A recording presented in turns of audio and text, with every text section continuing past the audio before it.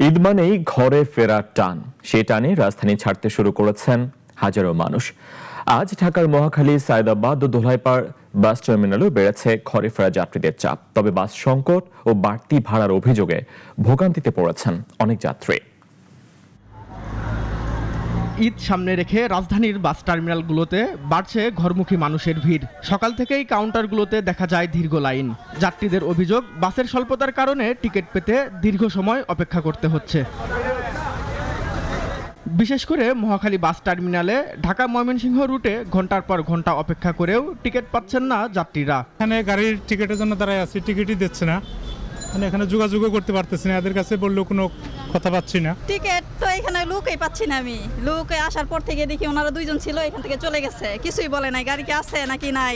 অন্যদিকে আব্দুল্লাহপুর বাস টার্মিনালে যাত্রীদের অভিযোগ অতিরিক্ত ভাড়া আদায়ের। এতে ভোগান্তি বাড়ছে সাধারণ যাত্রীদের।